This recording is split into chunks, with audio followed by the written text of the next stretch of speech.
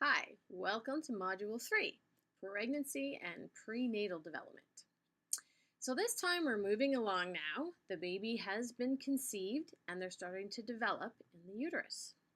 So this module overall is relatively short, but there are a fair amount of supplemental information that I've put in there. So make sure you take a look at all of that. We start off by talking about the stages of prenatal development. So working through the germinal stage, the embryonic stage, and finally the fetal stage, and talking about what develops when. So what are the areas that are particularly critical in terms of influences that environmental influences on that development. So this leads to those influences at the prenatal level. So essentially, this is the chapter about everything that mostly a mother can do wrong to harm the child. And it is an extensive list, and now that we have all this knowledge, it puts a lot of pressure on expectant mothers to do everything right. So there's nutrition and weight and exercise. And then, of course, there's the more significant things like refraining from drugs, alcohol, and smoking. So there's a discussion about what those effects are.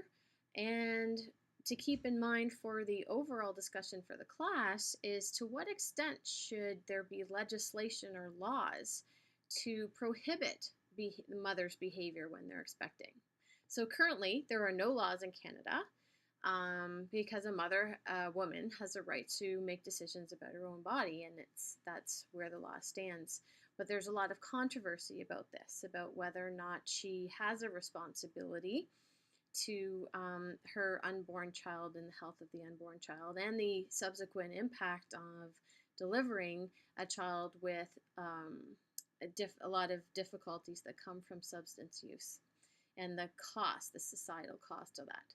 Now, unfortunately, I am speaking about mothers because although the impact of fathers there is some influence of fathers' behavior, it's fairly minimal.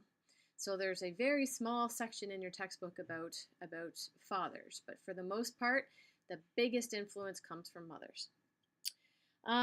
The last section is just about different monitoring techniques. So the ways that technology has advanced in order to monitor what's happening with the fetus. We've come a long way with that.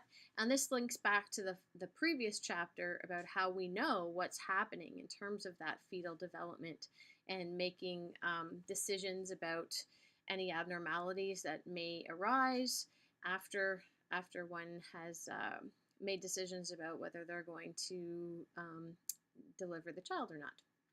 So that's where we're at now, and I hope you enjoy.